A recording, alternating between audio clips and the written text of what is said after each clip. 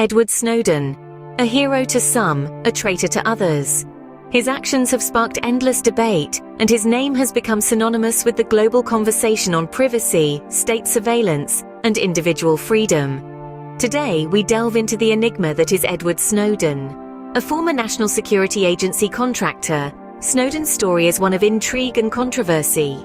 In the year 2013, he leaked classified documents about US mass surveillance, leading to charges of espionage and his asylum in Russia. His revelations shook the world, leading us to question the fine line between national security and personal privacy.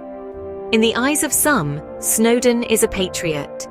He risked everything to expose what he saw as an overreaching surveillance state, a David standing up against the Goliath of government secrecy. But to others, he is a traitor, a man who betrayed his country and put countless lives at risk. Fast forward to the present day. Snowden now resides in Russia, having been granted citizenship by Russian President Vladimir Putin. This move, amid escalating tensions between Washington and Moscow, has added yet another layer to Snowden's complex narrative. And while he has been granted Russian citizenship, Snowden has made it clear that he is not renouncing his US citizenship. There is also the curious incident of Snowden's tweet, a verse from an ancient Chinese poem, which led to speculation and even stock losses. The poem, a critique of state control over thought, is emblematic of Snowden's continued fight for freedom of expression and his stand against authoritarianism. The enigma of Edward Snowden is one that invites us to reflect on our own views about privacy, state power, and the role of the individual in challenging the status quo. As we seek to unravel his story, we must remember that it is not just about one man, but about broader questions of freedom, security, and the nature of democracy itself. To understand the enigma that is Edward Snowden, we must start at the beginning. Born in 1983, Edward Snowden was raised in a family deeply intertwined with federal service. From an early age, it was clear that he had a mind for technology. Born in North Carolina to parents Lonnie, a Coast Guard officer, and Elizabeth, a clerk at the U.S. District Court, the seeds of government service were sown early in Snowden's life. Growing up in a household where public duty was held in high esteem, it's no surprise that Edward developed a strong sense of civic duty.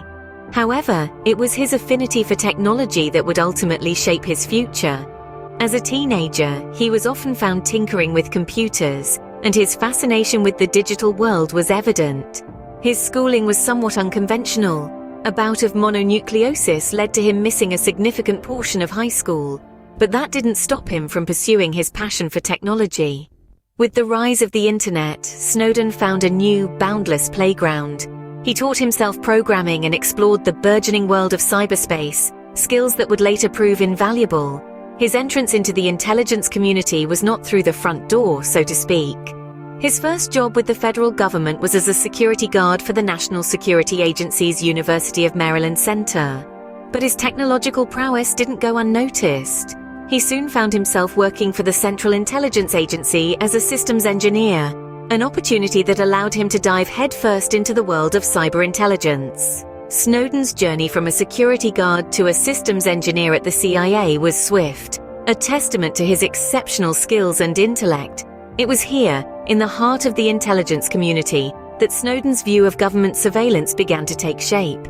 His experiences would sow the seeds of doubt, leading him to question the morality of the very systems he was helping to build.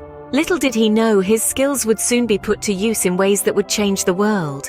In 2013, the world was rocked by shocking revelations about the extent of government surveillance. The source, Edward Snowden. Edward Snowden, an ex-NSA contractor, was the man behind the curtain. At the NSA, he had a bird's-eye view of the agency's operations. With every passing day, he grew more disillusioned with what he saw. The NSA was collecting vast amounts of data, not just on potential threats, but on ordinary citizens. This overreach, Snowden believed, was a gross violation of privacy and civil liberties. Snowden had a choice to make. He could stay silent, continue to be a part of this system, or he could do something about it. It was a decision that would change his life, and the world, forever.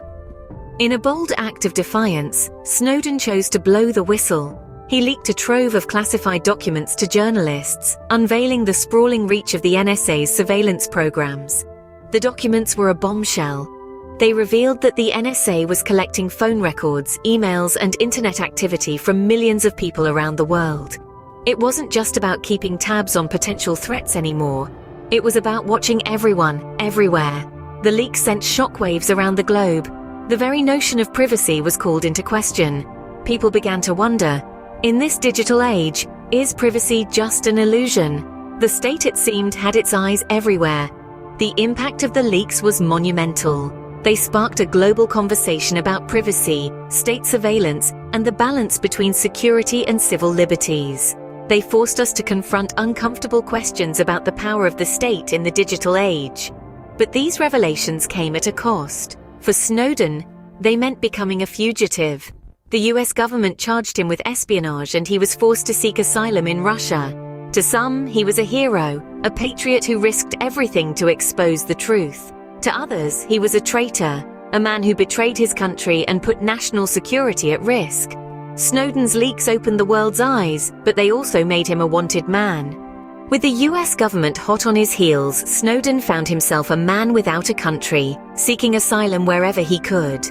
This marked the beginning of an unexpected chapter in the life of Edward Snowden, the man who had once been a cog in the wheel of American intelligence. Following the explosive leaks, Snowden's life took on the hue of a thriller movie. After fleeing the US, he found refuge in Hong Kong, a decision that was as strategic as it was desperate. Yet the long arm of American justice was relentless, and Snowden was soon on the move again. Eventually, he found asylum in a country that was once the United States' greatest adversary, Russia. For nearly a decade, Snowden has called Russia home, living under the protection of a government that is often at odds with his own homeland.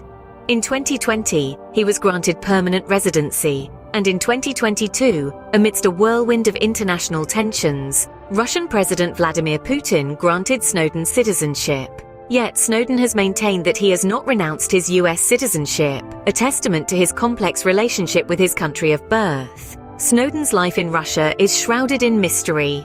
His actions continue to stir debate and controversy, with some viewing him as a hero and others as a traitor. His recent citizenship status has sparked fresh concerns, with speculations about his potential conscription into Russia's military. However, his lawyer has stated that he can't be drafted as he never served in the Russian military. Despite his geographical distance, Snowden continues to be an active voice against state control over thought. In a cryptic move, he shared a 1,100-year-old Chinese poem on Twitter, subtly criticizing repressive regimes, including China's. His autobiography, which includes criticism of authoritarianism, is censored in China, indicating the far-reaching influence of his actions and words.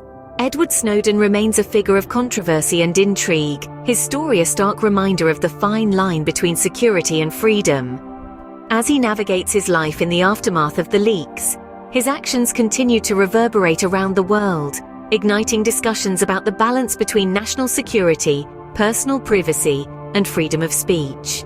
The Snowden saga has left an indelible mark on our world, shaping conversations around privacy, freedom, and the role of government. It's a complex narrative that has woven its threads into the fabric of our global society, prompting us to question the balance between security and personal liberty. At the heart of the discourse is the issue of surveillance. Snowden's revelations threw open the doors to a hitherto veiled world, exposing the extent of state-sponsored surveillance. It ignited a global debate about the right to privacy in the digital age, a debate that is still raging today. It prompted nations to re-evaluate their surveillance policies, compelled tech companies to enhance data protection, and awakened individuals to the importance of safeguarding their digital footprints. Snowden's actions also raise profound questions about the role of government and its relationship with its citizens. They serve as a stark reminder of the power and potential overreach of state apparatus. They've provoked a rethinking of the notion of patriotism and whistleblowing, challenging us to grapple with the ethics of dissent and the boundaries of loyalty. Furthermore, the Snowden story underscores the importance of transparency and accountability in our institutions. It has fueled calls for greater oversight of intelligence agencies, a demand that resonates across political spectrums and national borders. The legal battles ensuing in the wake of Snowden's leaks have brought issues like extradition, asylum, and international law into sharper focus. They've highlighted the intricate dynamics of global politics, with Snowden's recent citizenship in Russia adding a fresh layer of complexity to the narrative. Whether seen as a hero or a traitor, Edward Snowden's story continues to reverberate, a testament to the power of one individual to shake the world.